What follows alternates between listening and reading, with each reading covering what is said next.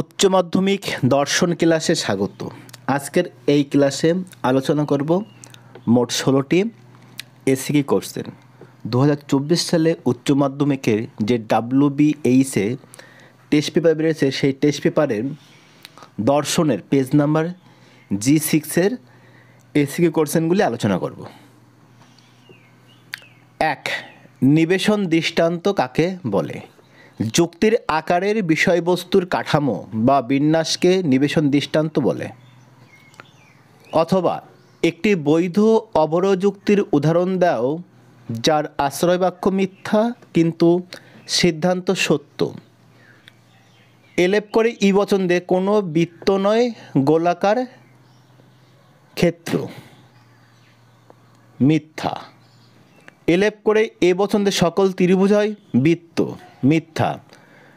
সিদ্ধান্ত এলেপ করে ই বচন কোনো ত্রিভুজ নয় গোলাকার ক্ষেত্র সত্য। তাহলে এই যুক্তিটা হচ্ছে বৈধ, যার আশ্রয় বাক্য মিথ্যা এবং সিদ্ধান্ত সত্য। 2. বিপরীত ও অধীন বিপরীত বিরোধিতার মধ্যে পার্থক্য কোথায়? পরিমাণের পার্থক্য। দেখো, বিপরীত বিরোধিতার ক্ষেত্রে দুটি সামান্য বচনের মধ্যে সম্বন্ধ হয়, আর অধীন বিপরীত বিরোধিতার ক্ষেত্রে দুটি বিশেষ বচনের মধ্যে সম্বন্ধ হয়। তাহলে এদের মূল পার্থক্য হচ্ছে পরিমাণে পার্থক্য। অথবা উভয় বচন একই সঙ্গে সত্য নয়, এটি কোন বিরোধিতার সত্যতার নিয়ম? বিরুদ্ধ বিরোধিতার। 3. অসম বিরোধিতার একটি দৃষ্টান্ত দাও। এ আর আই বচনের মধ্যে আর ই আর ও বচনের মধ্যে। তাহলে এর উদাহরণ একটি হবে, এ বচনে সকল মানুষ হয় মরণশীল আর আই বচনে কোনো কোনো মানুষ হয় মরণশীল। 4. অমাধ্যম অনুমান কাকে বলে? একটিমাত্র আশ্রয় বাক্য থেকে সিদ্ধান্ত টানার প্রক্রিয়াকে অমাধ্যম অনুমান বলে। আবর্তন, বিবর্তন, বিরোধিতা ইত্যাদি। অথবা এ বচনের সরল আবর্তনের একটি উদাহরণ দাও। দেখো, এ বচনের সরল আবর্তন প্রধানত হয় না, কিন্তু কিছু কিছু ক্ষেত্রে এই বচনের সরল আবর্তন হয়। যেসব ক্ষেত্রে উদ্দেশ্য আর বিধেয় পদ একই অর্থে ব্যবহৃত হয়। তাহলে এ বচন দিলে সকল মানুষ হয় বিচারবুদ্ধি সম্পন্ন জীব, অতএব এ বচন দিয়ে এলেপ করে সকল বিচারবুদ্ধি সম্পন্ন জীব হয় মানুষ। 5. বৈকল্পিক নিরপেক্ষ ন্যায়ের বৈধতার নিয়মটি কী? প্রধান হেতুবাক্যের যে কোনো একটি বিকল্পকে অপ্রধান হেতুবাক্যে অস্বীকার করে সিদ্ধান্তে অপর বিকল্পকে সিদ্ধান্তে স্বীকার করতে হবে। 6. পূর্বজ্ঞ অস্বীকারজনিত দোষ কখন ঘটে?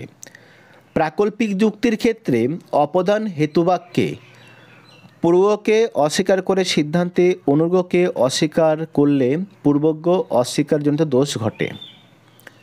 অথবা বিকল্প পরিগ্রহণজনিত দোষের একটি দৃষ্টান্ত দাও।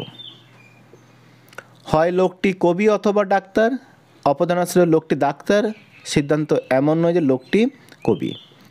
7. অস্তিত্বমূলক দোষ কাকে বলে? বুলের মতে যে বচনের অস্তিত্বমূলক তাৎপর্য নেই, সেই বচনটিকে যুক্তিবাক্য ধরে নিয়ে যদি এমন সিদ্ধান্ত করা হয় যার অস্তিত্বমূলক তাৎপর্য আছে, তাহলে যে দোষ সৃষ্টি হবে তাকে বচনের অস্তিত্বমূলক দোষ বলে। 8.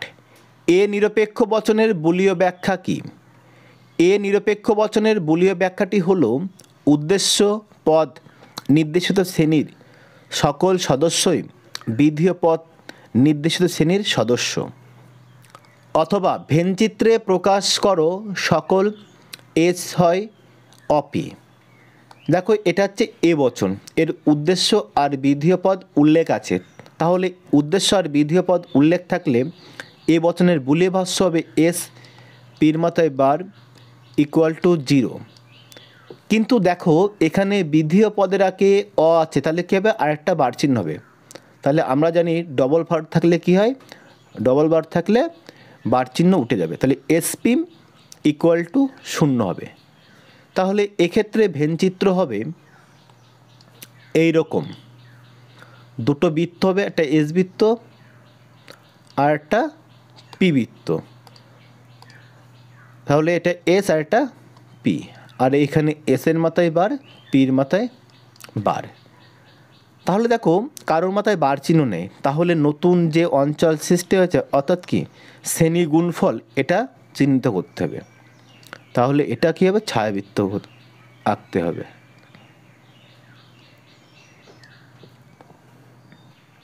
নয় দাগ, একটি আপতিক বাক্যাকারের দৃষ্টান্ত দাও।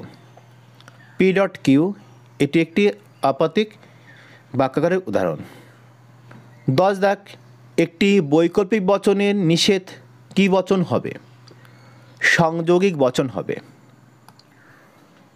অথবা ফলের স্তম্ভ বলতে কী বোঝো?